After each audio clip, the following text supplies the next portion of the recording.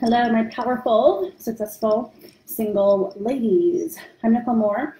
I'm a love coach and founder of Love Works. And in this video, I'm going to share with you why your ideas about love and dating are wrong. Sorry to tell you. And actually what you need to do as a powerful, successful woman to find the love that you want. Because here's the thing that most powerful, successful women do. You have high standards. You're not going to settle. So what's happening is you look out at the dating market and you see no one that fits what you want. And then you decide it's not possible. And what I know about powerful, successful single women is this. You are used to succeeding in other areas of your life. You're used to putting effort and time and attention into getting an outcome, and you get the result. If you have a successful business or a successful career as a woman, you know what it takes. But I want to challenge you in this video to actually get that you're probably not being the same as you are in every other area as you are in love. So here's how most women think. What I'm going to do in this video is I'm going to share with you that if you're a powerful, successful woman, you're not average. You've done the incredible. I work with a lot of multiple six-figure, seven-figure, and above business owners or powerful career women, and here's what you know. You're not average. You don't think in the average way. You don't operate in the average way in your career. But what I've done throughout my career is talk to, speak with, coach thousands of single women, from women who are, in poverty and living at home with their parents, to women who have multiple businesses. I've coached women throughout all of those stages. And what I have seen is this. Women tend to think the same way about their love life, no matter where they're at in any stage of their life. There's a way the average woman thinks. And if you're powerful, and if you're successful, and you do not have the love of your life, I'm sorry to tell you, you're thinking average in the area of your love life. So here's how the average woman thinks. The past, the past, the past, the past. My ex did this. Nobody asked me out in the past. I went online and it didn't work. Your reference for what's possible for you in your love life now and in the future is solely based on the past. And here's why this is so wrong, especially if you're a powerful visionary woman. If you're a powerful visionary woman, then what I know is this. To create the results you have in your business or in your career, you have had to believe more in your vision than what happened. Let's take being a successful entrepreneur. So as a successful seven-figure entrepreneur, I know what it takes. You have to believe in your vision despite evidence. When you get 10 no's, you have to hold on for that one yes. There is a certain way of being that creates success. But what most powerful women do is they get lazy in their thinking in their love life. And they do what they wouldn't do in their business life. They go, the past sucked, the past sucked, the past sucked, the past sucked. So in the future, nothing better is possible. And then what happens, the problem is, okay, past sucked, past sucked, past sucked. The guys didn't like me. My ex cheated. Men were intimidating by me, whatever. You have a bad experience in the present moment, which is not meeting men that you like, no men asking you out, being bored by normal men, whatever it is. So you're looking at the shitty past, you're looking at the crappy present, and then you decide that you can't have what you want in your future. And what happens is, if you're a powerful woman, if you don't know that if you go there, you're going to get the outcome that you want, you will not move. So then you tell yourself things like, I'm happy being single. I'm just going to work on my business, or I'm going to focus on my career. But I know, and you know, that in the moments where you are not super busy working over everything, there's a longing in your heart for the right man. So how you get to that right man, one of the biggest steps is being able to be a visionary in your love life as much as you are in your career. So I want you to ask yourself this question. In your love life, what are you believing more? Your vision or the past or the negative present? Which one do you believe more?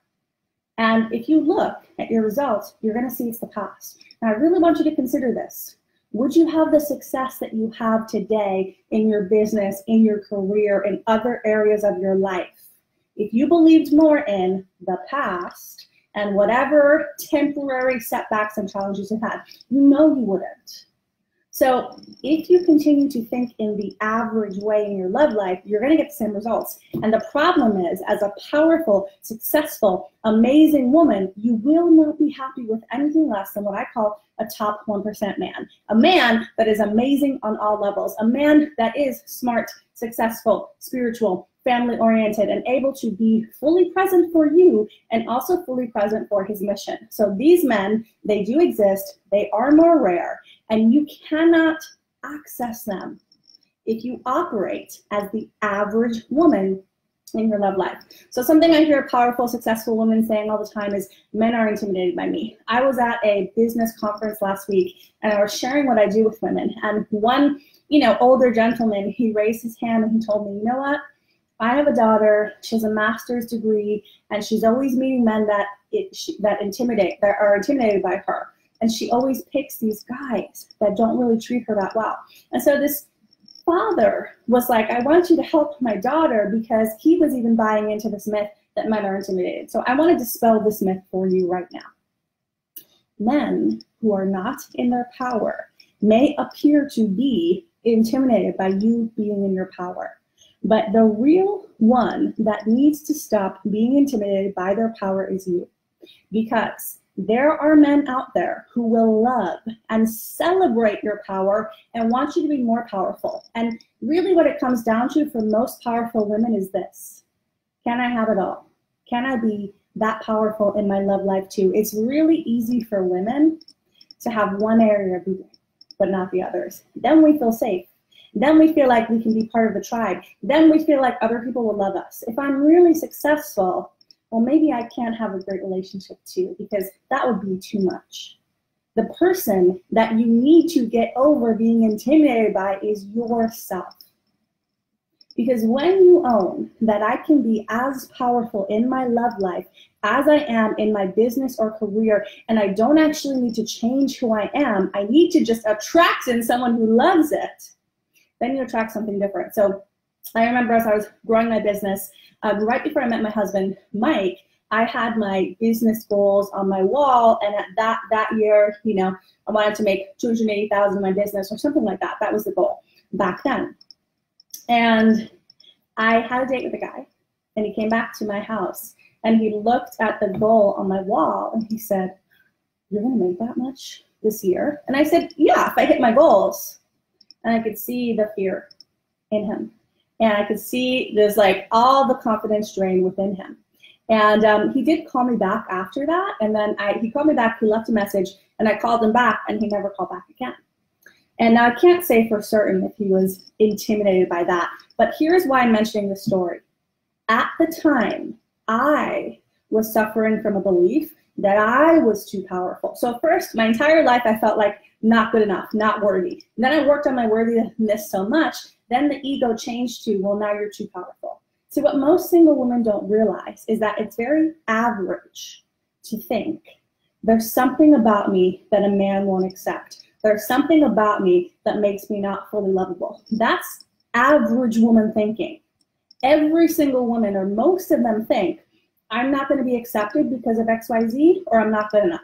But the majority of women feel like I'm not good enough. Some women flip it to, I'm too good. And then they're in the delusion that that is the truth. And it's just the other side of the coin. So again, powerful woman, I want to move you from average thinking in your love life to extraordinary thinking, because that's how you create the results. So why I attracted in that man, looking at my business goals and feeling intimidated, was because I wasn't fully centered in my power. So I used that experience not as evidence that no man's gonna want me and I'm too powerful and I should just stay single. I used it in a non-average way. Average would be, this experience happened, this is proof that I'm too powerful for men and I should just hang back, not date, just date my business the whole time. What I did was I used that experience for my growth, and I let it illuminate any area within me that was still not fully okay owning my power. It wasn't about that date. There was something within my consciousness that was saying, it's not okay to be this powerful. It just got reflected in a man saying that back to me. So this is why I said in the title for this video, Men are not intimidated by your power. You are. And when you fully own, I can be this powerful, you start to expect and deserve a man to do that for you. And then you attract in something different. So I really want to dispel the myth for powerful single women that this is just the way it is, that women can't have it all, that men are just intimidated. I understand you might have experienced that in your past. I understand you might be experiencing that in your present moment. But can you be as visionary of a thinker as you are in your career, in your love life? Step one, create a compelling vision. Step one, decide how it will be. Step one, decide what you are meant for.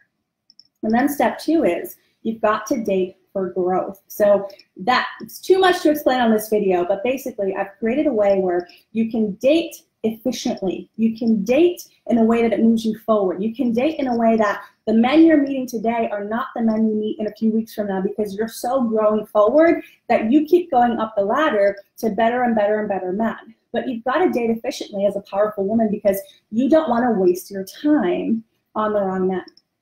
And then step three is you've got to do the inner work to get to a place where you feel worthy of having it all. Because once you do, you're going to start to attract in men who mirror back that you can. And that is the kind of man that you want. So if you want more info on how to date for growth, which is dating efficiently. So as a powerful woman, you don't have to waste time on a million dates, but you can go up the ladder quickly to better and better and better dates. Type dating in the comments below, and my team will send you a bunch of free info on how to do that. So let me know what you thought of this video. Leave me some comments. I want to hear, and my team wants to send you all the information we have on how powerful women can find love. It really does come down to you deciding, well, first you admitting, I haven't been using my power in my love life. My empowered, confident, badass woman that I am has not been showing up in my love life. It's been my little girl. It's been the limits. It's been the fear. It's been the average thinking of every other woman. You just have to admit it. It might be painful at first, but you just have to admit it. And then there's room for the growth. And then there's room for you to be that visionary woman, because it is rare for a woman to have business, career success, and also to have a really, really, really great relationship. But if you've already had success in another area of your life, then what that means is you're already primed to have it in your love life. Hope you enjoyed this video, and I hope it opens up your mind to what is truly possible for you. Stop saying it's just that men are intimidated, because it's not the truth.